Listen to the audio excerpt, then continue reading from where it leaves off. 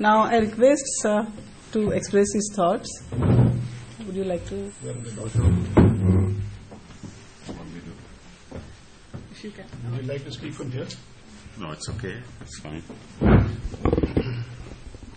Ajay, Madhav, my colleague from Parliament, Anshu Vaish, all those who have participated and are part of the Asar family, all young researchers and everybody else. First of all, I'm delighted to be here, Ajay, on this particular launch. Every year we learn something more about what's happening in our schools through your fabulous survey, which perhaps is a unique enterprise anywhere in the world. I've listened very carefully to what Madhav has been saying, and I have in fact shared many of the things and the thoughts that he has expressed himself about. But I think that we need to look at the problem of education not in the context of what the government of India will do, because education ultimately and levels of learning ultimately emerge out of the institution in which the child is learning. There is no way in the world the government of India and a minister in the government of India can monitor what's happening in the school system. And much of this needs to be understood and addressed at the level of the locality in which the school is situated. And a lot of this needs to be decentralized. Because ultimately, remember this, you can have any kind of policy framework in the country, but the implementation has to be done at the school level. It depends on the quality of the teacher, the quality of the infrastructure, the environment in which the child finds himself or herself in, both in school and at home, the quality of the extent to which the parents of the children are educated, and the conditions of service available to teachers who are recruited in schools. These are essentially activities that are entirely in the control of the state government and the local community.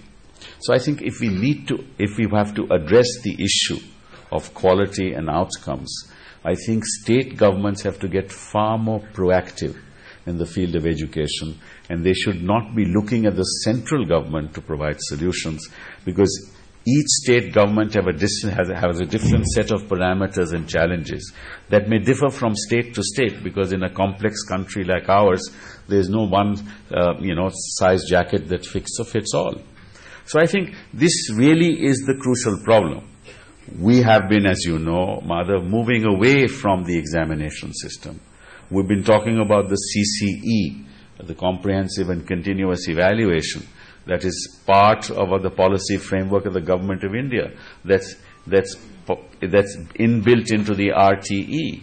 But the fact of the matter is that very few teachers in this country understand what comprehensive and continuous evaluation means. We want to de-stress students. That has been our policy framework. But the problem is that the RTE, which came into effect sometimes on the 1st of April 2010, it's now, at the end of this year, that a large number of states, barring a few, now have promulgated their rules. So it's taken, as you know, almost 1.5 years to 2 years for state governments to even promulgate their rules. You're not going to get the effect of the RTE till 5 years from now. The RTE itself gives 5 years for the education system to come to terms with it. So I think that it is a bit unfair to be looking at the outcomes from the RTE when the RTE is not fully in force at this point in time. So I think 5 years, 7 years down the road, you will see the impact.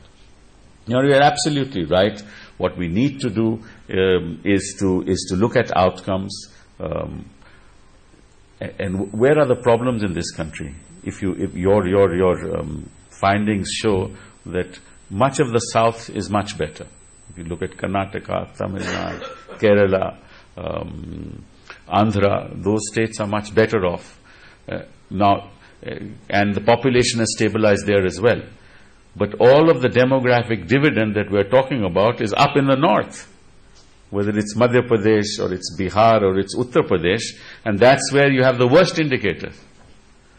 So we're going to get into a real problem when that demographic dividend, in the context of the outcomes that you have shown us, is not going to deliver for the states and then not for the nation. So I think as a national policy, what we ought to do is to really concentrate on the states where the demographic dividend is available and where they are performing very poorly. It's all very well to say that the enrollment ratio has gone up. That's a very positive sign. But ultimately, what's the attendance level? The attendance level is not very good. I mean, it's not more than 80%. So there are still those 20%. And by the time they reach middle school, there is, people go out of school by almost 56%. So that problem can't be tackled at the level of the national